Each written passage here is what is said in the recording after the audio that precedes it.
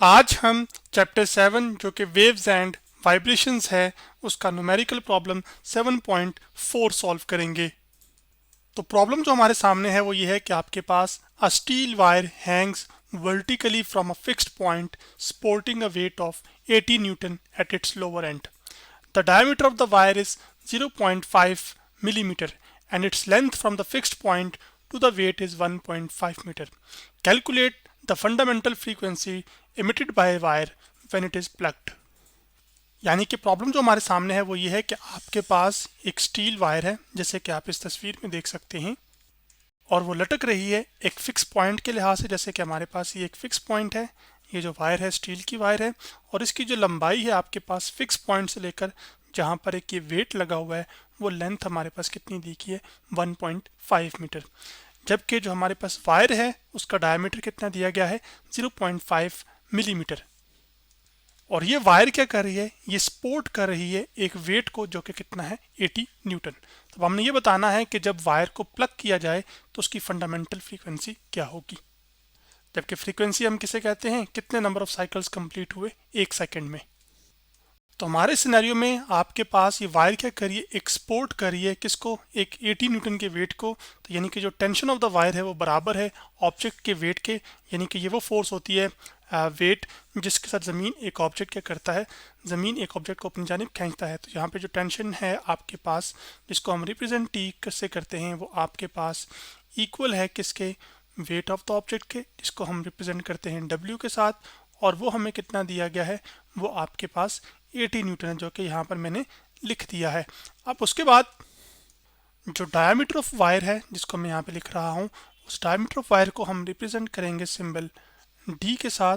तो यहाँ पर डी के साथ डायमीटर को रिप्रेजेंट करते हैं और वो कितना है 0.5 मिलीमीटर, जिसको मैं यहाँ पे मिलीमीटर लिख लेता हूँ।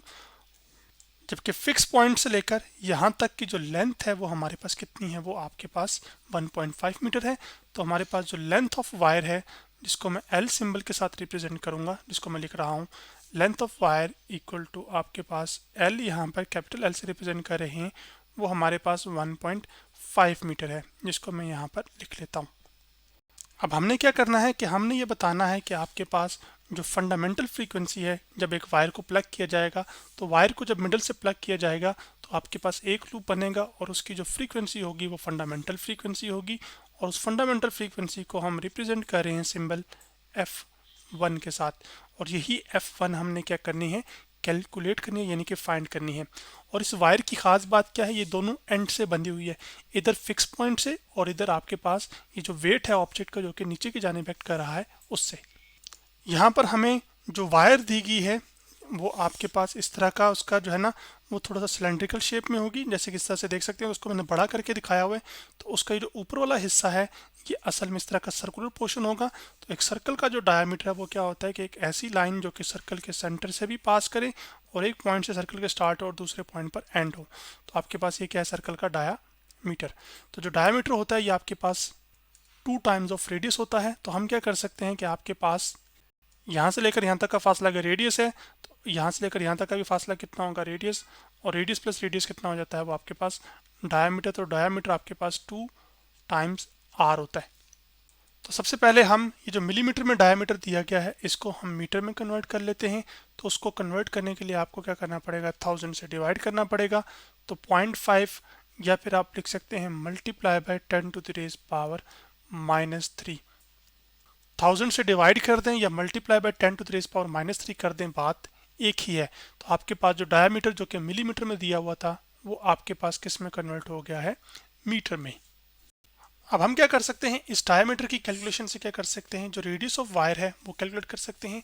रेडियस ऑफ वायर को हम रिप्रेजेंट करते हैं आपके पास सिंबल आर के साथ, जो कि मैं यहाँ पे लिख रहा हूँ, जो कि आपके पास होगा d/2 के।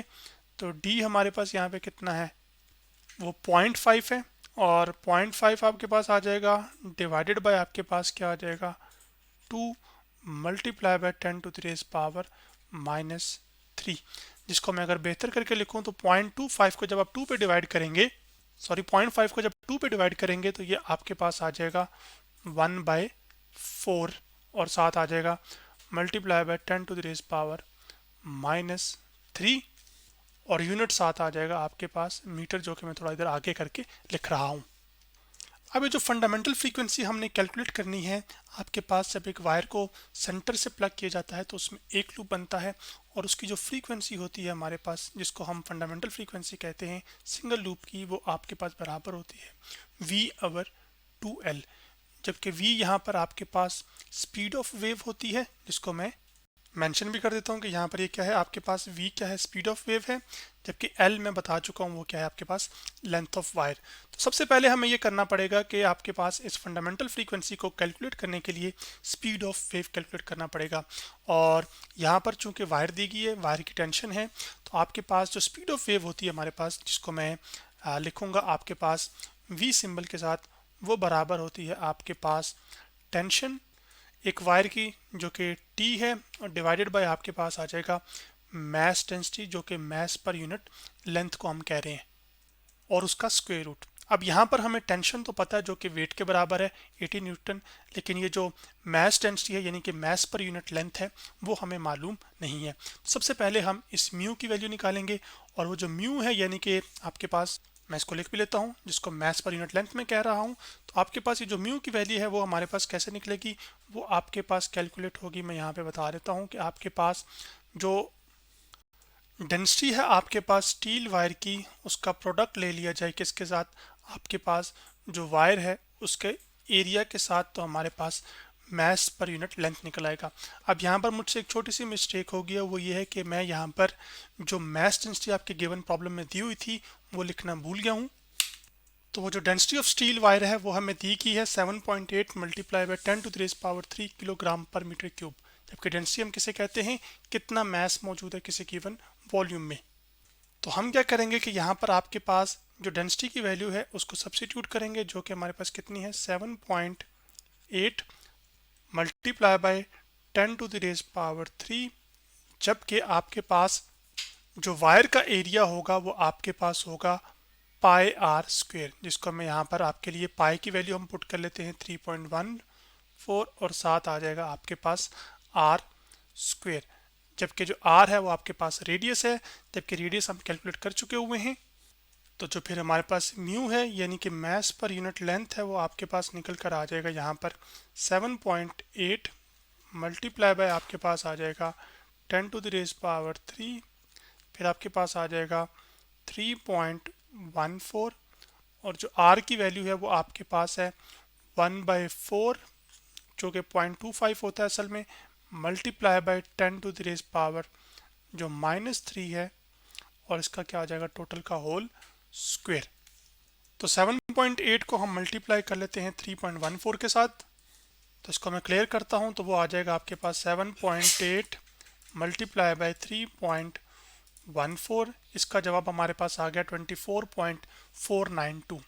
उसके बाद अगर आप गौर से देखें तो यहाँ पे 1/4 है, तो डिवीजन में 4 का असल में क्या आएगा, स्क्वायर, तो 4 का स्क्वायर कितना होता है 16, तो हम इस नंबर को डिवाइड कर देते हैं 16 के साथ, तो आपके पास आ गया 1.53। तो जो मास पर यूनिट लेंथ है वो आपके पास आ जाएगी 1.53 मल्टीप्लाई बाय 10⁻³, और साथ आ जाएगा ये पावर्स आपस में मल्टीप्लाई हो जाएंगी, तो आपके पास मल्टीप्लाई बाय 10⁻⁻⁻⁶। अब उसके बाद अगला हम स्टेप करेंगे, तो जो आपके पास मास पर यूनिट लेंथ है म्यू, वो आपके पास निकल कर आ जाएगी 1.53 मल्टीप्लाई बाय, आपके पास इन दोनों की बेसिस सेम है, बेसिस सेम तो पावर्स क्या हो जाती हैं ऐड, तो 3 - 6 कितना आ जाएगा -3, तो फिर वो 3 - 6 को मैं मिटा के क्या लिख सकता हूँ यहाँ पर -3, और इसका यूनिट आ जाएगा हमारे पास किलोग्राम पर मीटर। सो किलोग्राम पर मीटर, पर मीटर इस वजह से आ रहा है क्योंकि पर यूनिट लेंथ है ना, तो लेंथ का यूनिट क्या होता है, मीटर। अब हमने क्योंकि ये जो मास डेंसिटी है या मास पर यूनिट लेंथ है वो कैलकुलेट कर ली है, तो अब हम क्या कर सकते हैं, जो स्पीड है वो कैलकुलेट कर सकते हैं। तो वो करने के लिए आप क्या करेंगे कि v इज इक्वल टू, आप क्या करेंगे, स्क्वायर रूट लेना पड़ेगा आपको यहाँ पर, तो मैं वो ले लेता हूँ।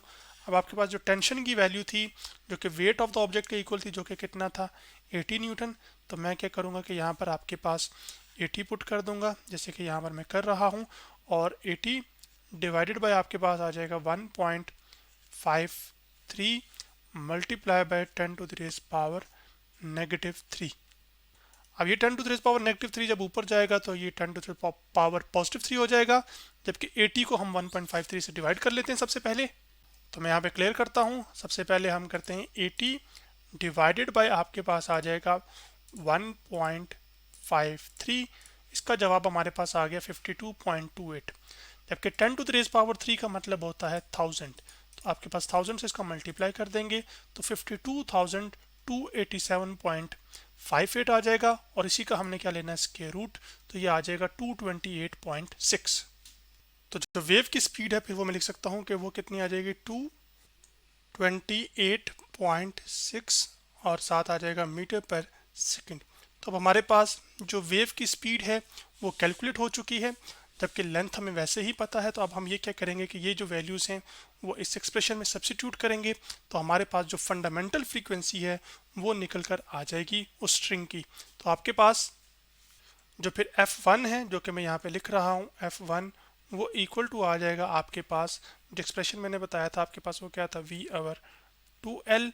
तो V की जगह हम पुट करेंगे, आपके पास जो नंबर हमें पता है स्पीड का वो 228.6 है, जबकि 2 और जो लेंथ ऑफ द स्ट्रिंग है वो हमारे पास कितनी थी, वो 1.5 थी। तो आपके पास क्या आ जाएगा, 228.6, वो जो कि मैं यहाँ पे लिख रहा हूँ। सो 228.6, 2 मल्टीप्लाई होगा 1.5 से तो वो आ जाएगा 3। तो हमारा जो कैलकुलेटर पर आंसर आया था 228.66, उसको हम डिवाइड कर देंगे आपके पास 3 से, तो हमारे पास जो फाइनल आंसर है वो कितना आ गया, 76.2।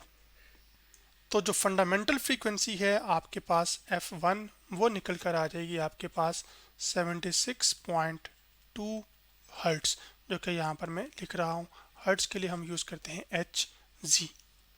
तो आज हमने चैप्टर 7 जो कि वेव्स एंड वाइब्रेशंस है उसका न्यूमेरिकल प्रॉब्लम 7.4 सॉल्व किया।